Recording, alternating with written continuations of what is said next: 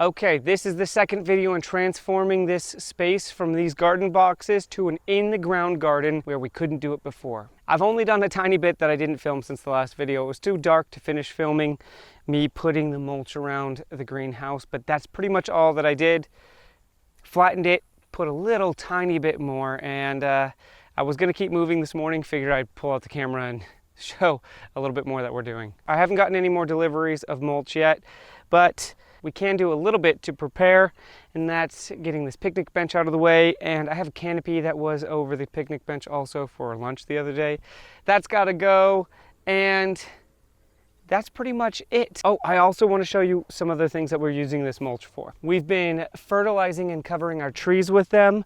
Look, we got another one over here too. We're approaching fall now, so we just want to prepare our trees, give them a little bit more fertilizer as they're finishing this part of the season, and cover them with mulch. I know they're going to be going dormant, but I just want to prepare so that this stuff is here now. Don't have to touch them at all through the winter, and then we're done. So I've just been covering these trees with the mulch also. Well, let's get some of this stuff out of the way and we'll get back to using the tractor.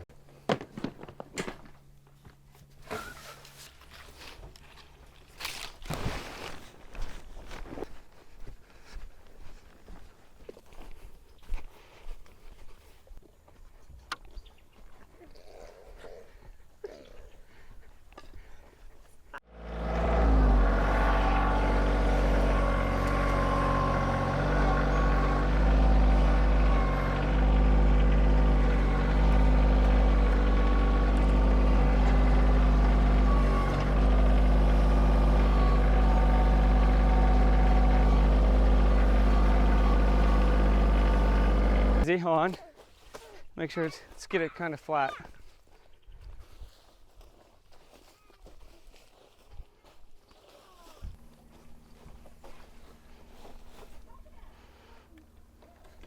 Good job, little man. I'm gonna need to move that big pile because that's going to be one of the main growing areas. And right here is just gonna be a walking path. I may just leave these 4 garden boxes here to grow stuff like potatoes in. And the rest will be in the ground this way. But I need to move the pile to get cardboard on the bottom. I'm a little bit impatient right now. I don't have the cardboard, but that's more important to me, that spot over there. So I'm gonna take that mulch, the little cardboard I have here, it's to help kill the weeds. We're gonna move a lot of that pile over here so that where the pile is, I could put cardboard down.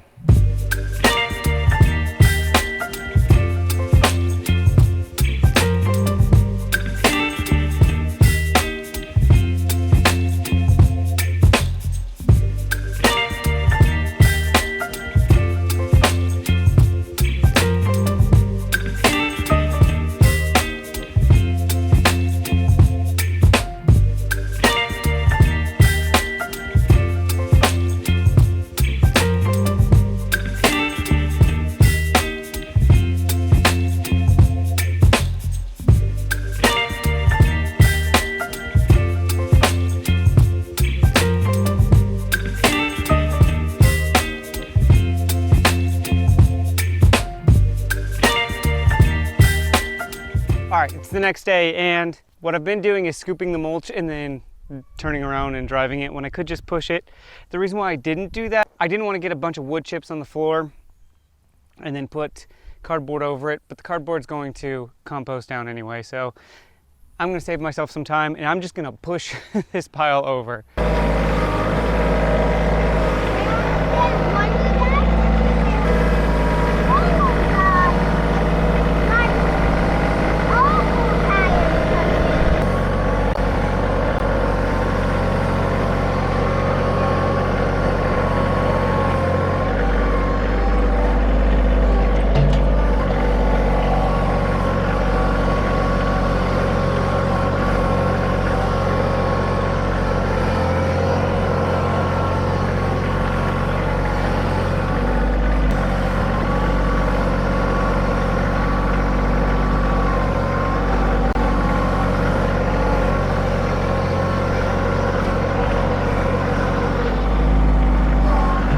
Okay, here's where we're at right now. We've got most of, look at this, the pile is gone. Most of it has been pushed over into this direction, and we are just going to level this one out with our feet. I have a tractor attachment for the back. It's a rake, but it's kind of covered up with weeds right now. Well, this is all that I can kind of achieve right now until I get more mulch, which I'm kind of at the whim of our local arborist. So this series is going to continue as I get more mulch, but I want to show you a little bit of our current setup and what we're changing, because I realized I didn't do that last video, and I'll show you a little bit more of how bad my soil is, and then we'll move on to next week. So here is actually how bad this is. It's just complete, almost sand and rock. But this isn't even the worst part right here, and this is in the same growing spot, and this is why I'm saying there just isn't that much soil, because if you look right here, is just, this is a rock, and it's big and it's huge. Look at this, it's just another set of rock, stone, and all that stuff. Right here is just another rock. Huge, wait, you can't see my feet. Oh, here we go. It's just a huge rock. And we've also moved our picnic table that I built. That's over here. Honestly, it's been really nice to be able to have all this stuff on the mulch, because the ground is just, you can't walk around barefoot, because the only thing that's really able to grow here are weeds, and they're spiky weeds. And at the moment, this is my favorite spot.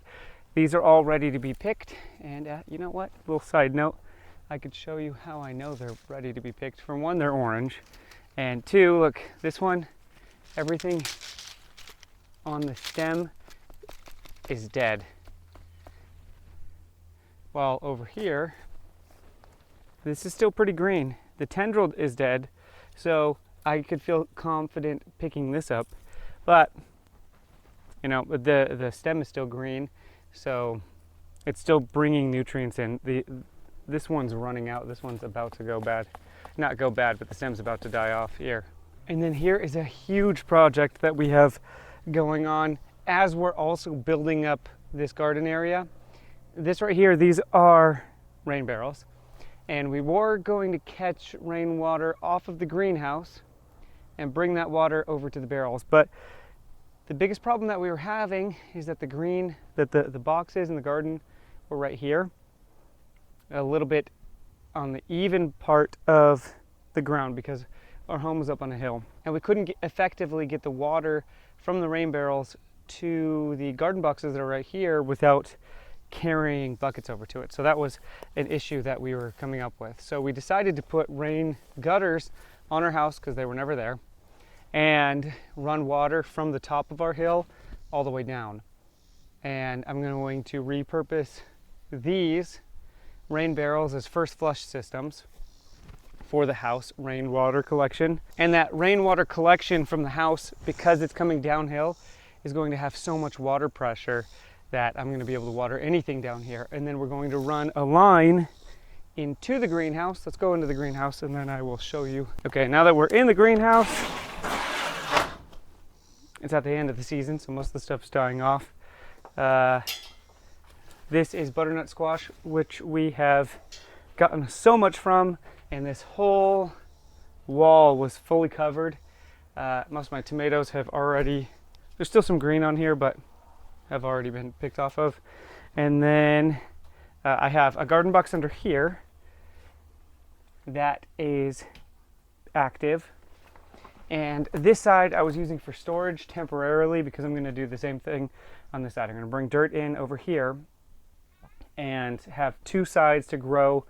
Hopefully this is a winter project where I can try to figure out what I can grow in the greenhouse over winter. But that water is going to come into here, into the greenhouse, and I have a water filtration system down here in case I need to filter water for any reason, or if I'm worried about salmonella for whatever reason, just in case. I have a purified water system down here to purify and mineralize the rainwater coming down. And then the last thing is I want to give you a little bit of an update on our goats. The last video I posted, I said I was going to give an update on how I was doing with the little goats in milk and it was through that process, and I never did it. That was when I stopped making videos at that moment. And so for now, yeah, we have 3 goats in milk, and we get a full gallon of milk a day from these 3 goats, and the moms are fine. Everybody's doing great. We still have the 2 boys who are going to be rehomed. They're supposed to get them at the end of this month, but they're going at the end of next month. We have them at another plot of the property. I also put a poll out a while ago, and a lot of you answered that you want to see an alpaca care video, and I'm going to have to do alpaca shots pretty soon, so it's the next video. So that video will be coming up in the future also, so stay tuned. Thanks for watching.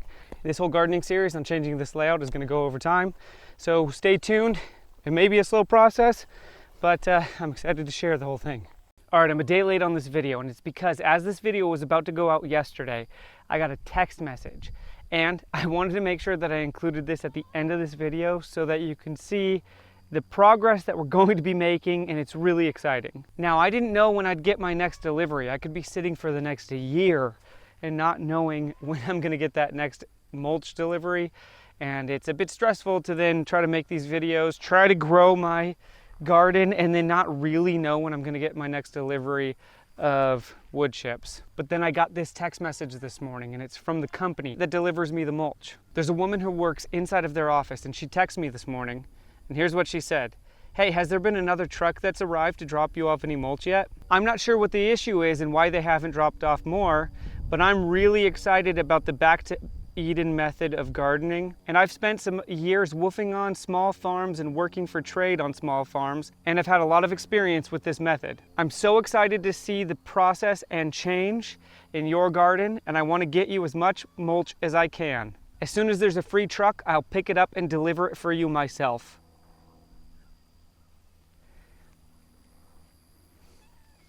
So let's hope this pans out. She seems very sincere. I didn't even reach out to them. She randomly texted me this morning to make sure that I was still getting mulch. I hadn't gotten any, and that's it. I just wanted to add this at the end of the video so that we can all be excited for the growth of this. I didn't even really plan on making this whole thing about the back to Eden method of gardening, although it's kind of what it is. I just want to get wood mulched. I just want to get mulch in and build up on top of the soil and be able to see if I can get an in-the-ground garden to get a food forest going, because even though in some of my comments people say that this might be the best method for me inside of the garden boxes, I am determined to plant in the ground.